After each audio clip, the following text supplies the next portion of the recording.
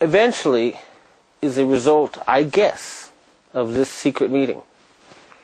So he was summoned because something has changed. The Japanese government is no longer following orders.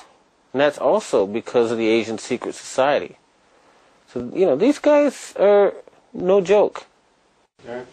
Okay. Now, if you had to say one message to the world, what would it be? The best hope for peace and prosperity in the world is greater cooperation among nations, which in turn will be produced if both our governments and the people of our countries travel more and get to know each other better. When I saw Rockefeller's photograph in the paper, I had a very, very bizarre experience. I've never experienced something like this before, but it appeared somehow like my great-grandfather, G.T. Fulford, was channeling to me. And I know this, you know, what? Well, he was saying, you better tell David he's not got long to live, and he's got a chance here to change his ways. And it is the best approach. If you can get this man to change his mind, so many other things will change. But if you think I'm crazy, and maybe I am, but the William Lyon Mackenzie King, a man who was Prime Minister of Canada for 21 years, that's the longest Prime Minister in the Commonwealth, and longer than any U.S. president, okay? He regularly consulted with the ghost of my great-grandfather. And for some reason, 70 years after the fact, to this day, the contents of what that ghost told him have not been made public. They're not available on the transcripts of his diary that are on the web. Everything that the ghost supposedly told him has been deleted. So, something's weird there. But maybe we'll dismiss all that talk anyway, because it doesn't matter. The point is, and this is the point I want to make, is that the Sabbatean atheists, Satanists, who are trying to artificially create the apocalypse, who are trying to recreate their old Babylonian empire, have been exposed. Their game is up. It's over. They're not going to accomplish it. They're not going to start World War III. They're lucky if they're going to stay alive. So I'm telling you, you members of the Council on Foreign Relations and Bilderberg and all those families, the Harrimans, the Schiffs, the Bushes, the Rockefellers, the Rothschilds, the Walkers, etc., you are just a bunch of old-fashioned aristocrats, and you've got armed peasants at your doorstep. You are in grave danger, extremely grave danger, and I'm offering you a chance to actually make your biblical prophecies come true. It's easy, and it's not crazy. It's scientifically provable. All they got to do is stop war. All the money that's used towards war to ending poverty, saving the environment, saving the planet.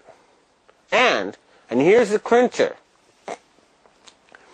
it is now technically possible to give people lifespans of hundreds of years and eventually eternal life on this earth. And that's hard science, not fantasy. And it's also possible to make people radically more intelligent, okay? Don't you see? Eternal life and superpowers available on this earth. Now, if that doesn't qualify for something that could be called end of times, I don't know what is. And if these people want to build a new ziggurat or temple, well, go for it. Just do it somewhere where you got clear property rights. You know, there's nothing in the Bible that says it has to be in exactly the same place. So you can carry out your damn prophecies and save the planet and give people eternal life, or you can be killed. Think about it. This is real. This is not some crazy guy. Do the hard research. Look at the science. Look at the facts. This is true. Now, the people in the U.S. Army, I tell you this, if those, members of your elite slave-ruling class, who you just become dimly aware of recently, do not take this suggestion, I strongly recommend that the Provost Marshal arrest them. And if you dismantle their so-called charitable funds and their trust funds, which is just disguised form of landed aristocracy, you'll find that there'll be more than $100,000 for every man, woman, and child in America. There's a lot of families that could use that kind of money. Now, of course, if they go and all spend it right away, it'll become worthless. But if they spend it carefully, their futures will be much better. So, if these ruling families do not listen and change their hearts, arrest them. And I know that's happening. I know their day is finished.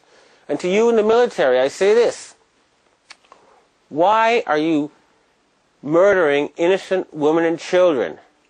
You realize that you're going to be seen by history as the same as the Nazi generals who did not stand up to Hitler, and that you will face war crimes, trials, unless you do the right thing, which the American people want, and your army is useless, okay? Think about it. The Chinese submarines are popping up behind your aircraft carriers. That means they're sitting ducks. Your entire fleet of aircraft carriers is useless junk now. Your satellites are all going to be blown out of the sky. Your dollar is going to be trashed. And most important of all is you don't have any enemies anyway. Nobody wants to fight you. Nobody wants war. The planet is tired of war. You don't need to invent new wars just to keep yourselves employed. Go terraform Mars. Go save hungry kids in Africa. Go fix up ecosystems. There's a lot of better things to do with your organization than kill innocent Iraqis. And you know it. Your people know it. You want to go back to Kennedy's America. And that's something that you should do. It's a decent thing. It's the right thing. Just follow your common sense. We have now the scientific ability to give people permanent life on this earth. Superpowers. We can end poverty, stop environmental destruction. You want to do that, or do you want to keep on with endless war?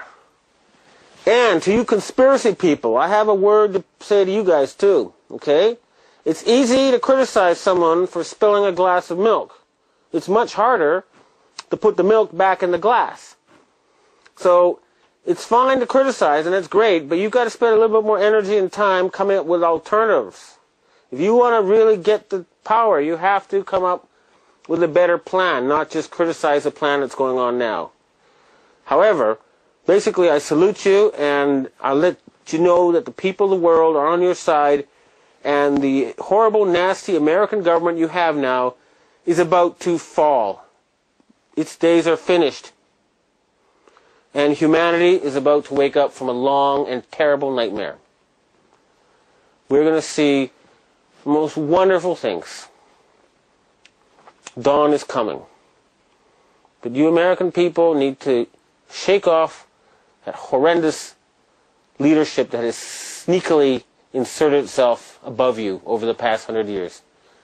Remember that. They killed Kennedy, they killed Martin Luther King, and they're trying to kill you. But if you do have to fight them, do not fight hired guards who have families to support.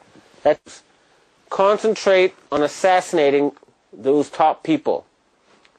Do not waste your time with hired thugs.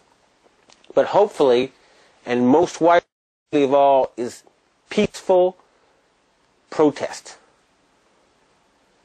Soft power is the strongest of all. That's the essence of Oriental wisdom.